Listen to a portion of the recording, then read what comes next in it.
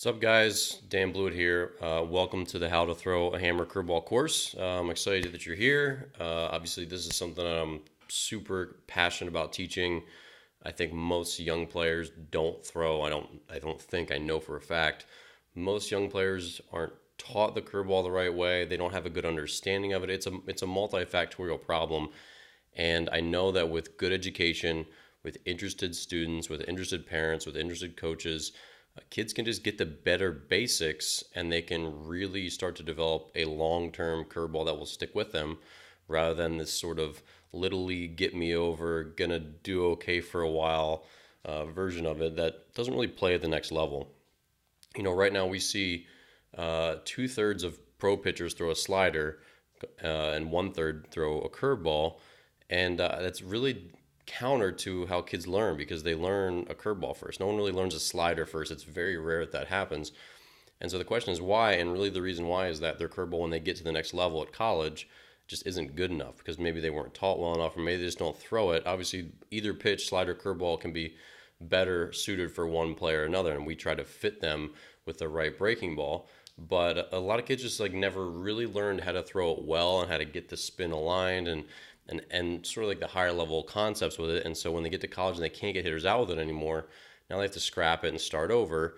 And for some, they're very successful finding a slider, but a lot of them, they probably could have done it with the curveball had they had better instruction from the get-go. So the thing we're going to cover in this lecture is just an overview, going to kind of give you a layout of what we're going to talk about in this whole course, and then we'll kind of break out from there. So overview, we're going to go over different grips. In general, 15% slower than the fastball. That's what we're looking for here. We're looking for a 12 to 6 or 1 to 7. We'll talk about the difference. Obviously, if you're lefty, that would be 11 to 5 or 12 to 6. There's a misconception that a 12 to 6 is a better curveball. It's not better. Really, it's just which shape fits your arm angle and which one just comes out sharper, to be honest with you. We'll cover a couple key concepts: spin axis, spin rate. Those are very key advanced analytics that we're picking up now, with the Rhapsodo, Flight Scope, TrackMan, StatCast is the major league sort of branding of their TrackMan data. It's telling us, that this curveball is objectively better than this one because of the spin axis rotation, the spin rate, all that sort of stuff. We're going to give you some consistency, tons of consistency stuff, learning how to throw it, how to adjust it, how to troubleshoot, how to fix it when you're out there on the mound. That's one of the biggest things.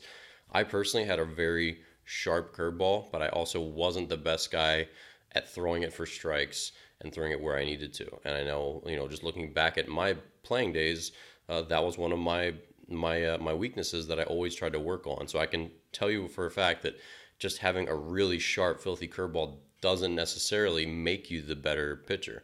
So consistency is key, and then obviously we'll talk a ton about location. So there's 5 different grips we're going to go over. I'm just going to briefly touch on them. We're going to go over them in depth in the grip lecture. But there's a standard one: curve, knuckle curve, finger pointed up. You can cross your finger over. You can dig your nail in. These are all very different. They're really not that different, to be honest with you, but they're all very different as far as what your index finger does. But your middle finger is going to be constant amongst all those grips, and really just the index finger is a placeholder. So we'll talk about that. Speed differential, in general, the harder the better. We want to throw this. You see guys that throw 95 in the big leagues with a curveball, they throw about 80 with their curveball. The harder the better because it's going to have more deception. It's going to force an earlier swing. It's going to tunnel better. It's going to look like a fastball longer. Curveball shape, again, doesn't have to be 12-6. Every pitcher is different. We want to figure out what the best one for you is, and this is where a throwing partner becomes very, very critical. So we can't you could have, Rhapsodo or Flight Scope, TrackMan could tell you your spin rate and your spin axis and all that, so your usable spin, your spin efficiency, but really a good throwing partner who gives you feedback, who's very focused and understands what you do well, they can tell you, hey, that one was sharper, that one's not. And most of your 12-6s are sharper than your 11-7s or whatever it is. So we want to make sure we work hard to figure out what the best shape is for you. Spin axis, we're going to cover that. Obviously, if you drilled a hole through a ball, it's just the way the ball rotates. And we want to have one axis rather than sort of like a mixture where it's mostly this way, but a little bit of side spin mixed in.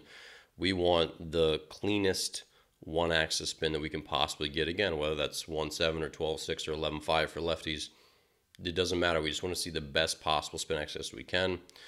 Spin rate, faster the better. And just the thing with spin is faster spin, it's kind of like the opposite of how an airplane flies.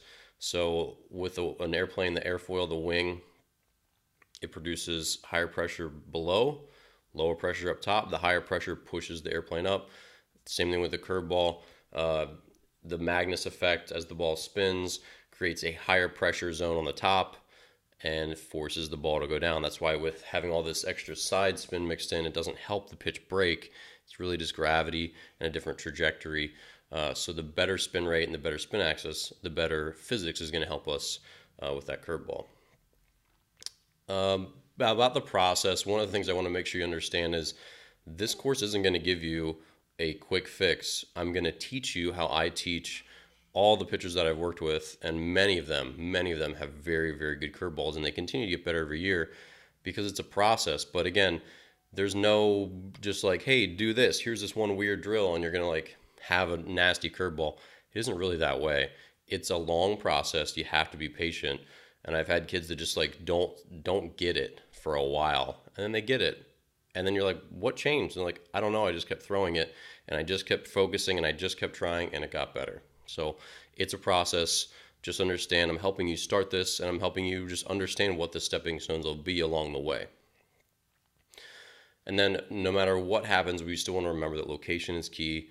The quality of your curveball, how sharp it is, all that, that's one quality of it.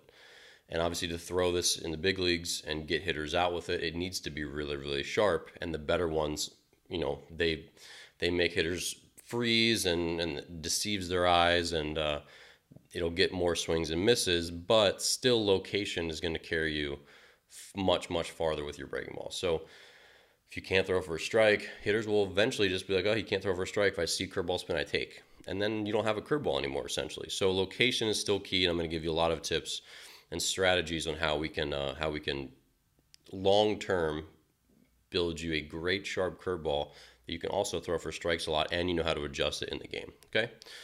All right. So that was just a quick overview, and we will see you in the next lecture.